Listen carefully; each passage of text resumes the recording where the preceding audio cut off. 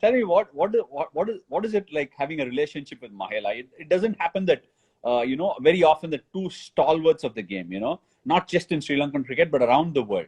If Mahela and Sangha played, it felt like the bowling teams were on the knees a lot of times when the partnership took along. And both of you captained your share for Sri Lanka. In fact, in large numbers, both of you. How did you get along? It is not a very easy relationship to have, isn't it? Or is it Oh, just no, does it come easily to Sri Lankans? no, definitely not. I mean, we were extremely competitive. I mean, our warm-up games, if we were on opposing sides, we used to kill each other. And we would have really strong arguments and debates before we could ever agree on anything. But that really worked for us because we would have different viewpoints and perspectives of something. We'll have a real argument. But when we made a decision, each one backed the other's decision 100%. There was never a case of, oh, I saw it differently or he saw it differently, after we made the decision. It was always before we try and thrash everything out and then settle on one thing that was the right decision most of the time. And also we were quite easygoing, again, like I said,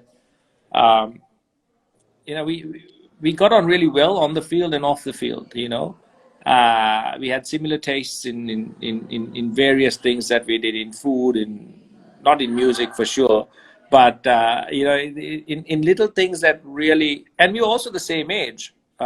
So when I came into the side, Mahela was vice captain, so he was this very senior figure. But he was surrounded by guys who were 5, 6, 7, 8 years older than him. So he needed people of his own age around him. So it was me, Tilan Samaravira, and a few others that kind of, we went out, we had meals together, all of that. So that really, cemented the initial part. And then, of course, that we were like-minded in our passion, not just for the game, but also for Sri Lankan cricket and trying to get things right in the side. That really helped us, and then that's continued beyond the field. And yeah, we do most things together now in terms of business, etc. Yeah, I mean that's surprising. You said that you're very fiercely competitive.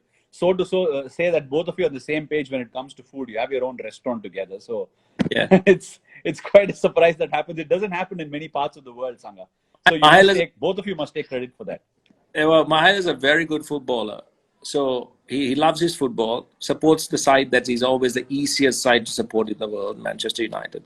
And we used to play warm-up football, and I used to say, okay, I'll be the ref because I was a terrible football player. So I would intentionally call a couple of fouls on him because he would then lose it. He would get so angry and say, that's not fair, that's not a foul. And I said, no, I'm sorry, I saw that as a foul, blew the whistle, sorry. And I could just try and rile him up to get him as angry and worked up as possible.